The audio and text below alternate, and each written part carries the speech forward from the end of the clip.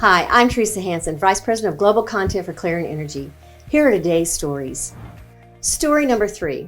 President Trump finalized a new rule that could completely overhaul a long-time environmental policy requiring federal review on how infrastructure projects could impact climate change. The National Environmental Policy Act, or NEPA, was enacted under President Nixon and has not had a major rule challenge introduced in more than 4 decades.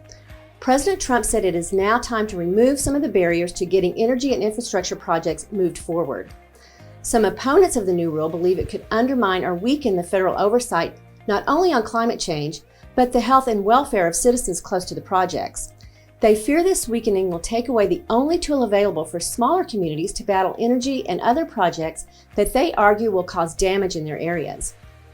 Proponents of the president's actions say, however, that NEPA had become too complex and this rule simplifies it.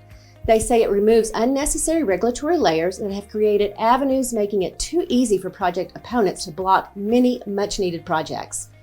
Although President Trump proposed the new rule earlier this year, he didn't finalize it until July 16th. You can learn more details about this new rule in an article on Power Engineering's website at power-eng.com. That's it for me today. I'll now turn it over to Jen Runyon. Stay safe and healthy, everyone. Thanks, Teresa. Story number 2. SMEC said that it has been appointed to study the feasibility and environmental impact of the 844 megawatt Kali Gandaki hydropower project in Nepal.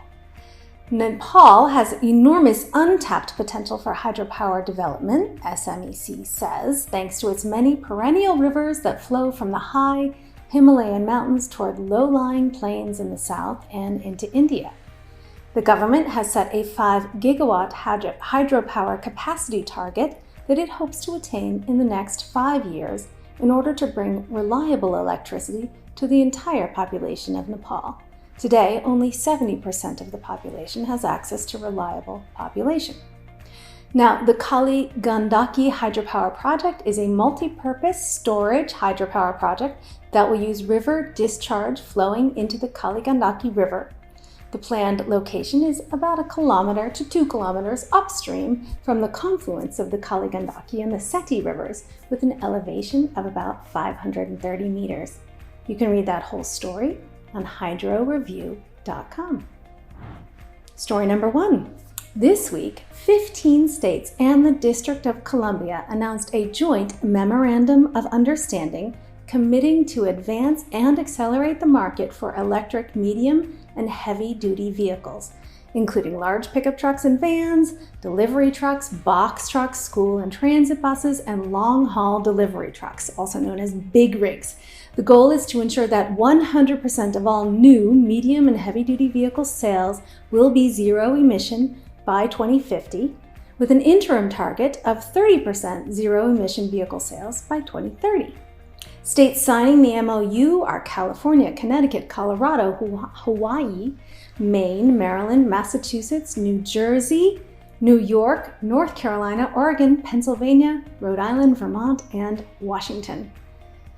So the transportation sector is the nation's largest source of greenhouse gas emissions, and e-mobility is an essential step to achieve emission reductions needed to avoid the worst of climate change, the worst consequences of climate change, according to the Northeast States for Coordinated Air Use Management, NASCM, which is the organization that is organizing this project.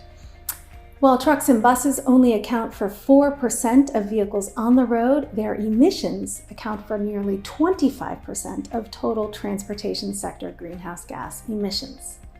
You can read more about that MOU on renewableenergyworld.com.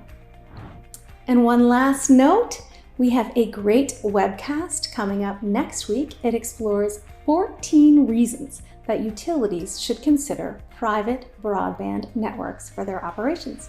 You can learn more about it on power-grid.com. That's all I have for you today. Thank you for watching.